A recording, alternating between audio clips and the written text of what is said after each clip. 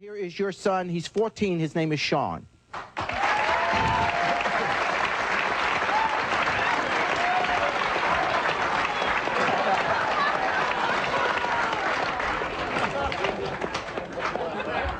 Sean, welcome to the show. Thank you. Hey, how's it going there, everyone? I'm down here in Belvedere, Illinois, and I've ran into Sean Crescelius, a.k.a. the Gwar Kid from Jerry Springer. How you doing there? Pretty good, man. How about yourself? Hey, I'm doing good. So, all right, so we've all seen the episode of Springer like 20 years ago. It's actually 20 years ago this summer. Yes, yeah.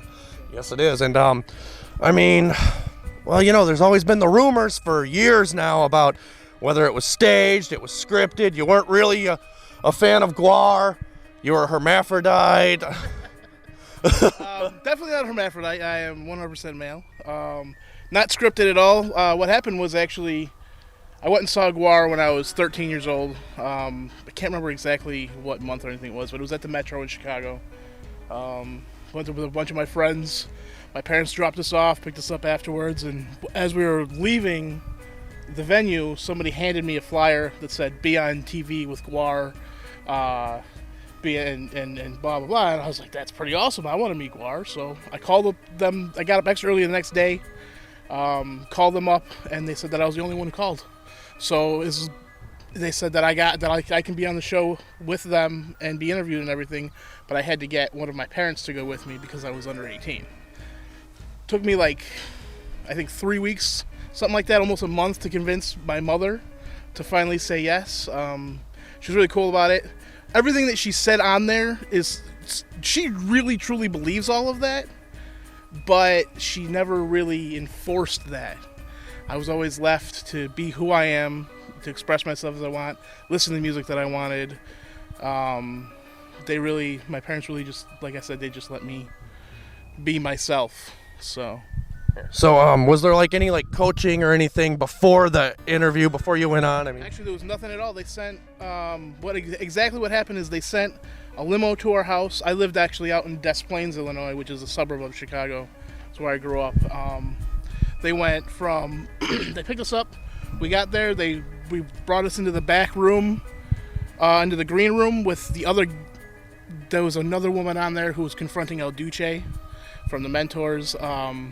She was back there, and we met her, and we were just in the green room with the TV on, showing us what was going on stage, and nobody spoke to us other than, this is where you need to wait. When they call you out on stage, somebody will be here to show you where to go, and they walked us out on stage, and it was, go ahead and do what you do. I was unbelievably nervous, if nobody could tell.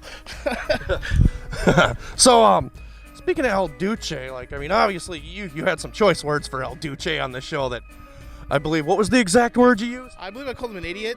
To be honest with you, after that I found out who they are, and just like Gwar, it's all stage show, and I became a really large fan of the Mentors after that, as well as a whole lot of underground metal, and just that's what my whole life has been, is just music.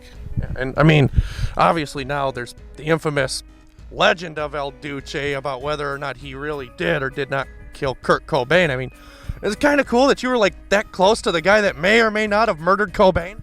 It is kind of interesting to think about, to be honest. I grew up in Des Plaines, which is where Gacy, a lot of his victims were from.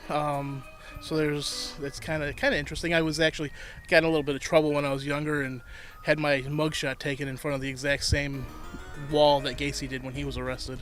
So kind of similar situation, but yeah, it was definitely surreal.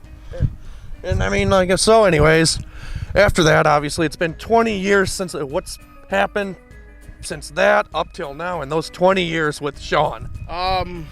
Honestly, it's mostly I became my oldest daughter is 10 years old, so for the past 10 years I've been a dad, basically.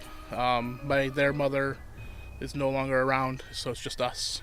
Single dad, just me and my kids. I have a third daughter who lives with her mother, but basically that's it. I go to as many shows as possible in the area, as much as I can afford to. I have my own band that I do vocals for. It's an underground, kind of like a grindcore project. It's called Oily Anal Discharge. You can find us on Facebook, YouTube. We're not very good, to be honest. It's just all about having, Neither are we. yeah, it's all about having a good time. That's what it's all about. That's to me what metal is and punk and all this stuff is, and extreme music in general, is just to let loose and have a good time. All right. So you said your daughter's 10. Does your 10-year-old daughter listen to Gwar? Actually, it depends on the songs, to be honest. There's some of the earlier albums like Ragnarok. It's a little too heavy for them. They like the stuff like Sadama Gogo. They really like that song, to be honest, because it's real. They like to dance to it, basically. The horns and everything in it. They really like that song. So Nice. Well, Sean, I guess that about wraps up. Is there anything else you want to say to the people at home? I mean, hey, you've been waiting 20 years to say everything you want to say. I don't know, man. I didn't really think about that. Just be yourself. Like I said on the episode back then, be you no matter what. Stand up for yourself, for your beliefs, and don't be ashamed of yourself. Just live your life as you see fit. Basically it, and rock on, man. Sorry. All right. I didn't mean to... That's okay. We got a bleeper. Good deal. All right, Sean. Thanks a lot, man. All right.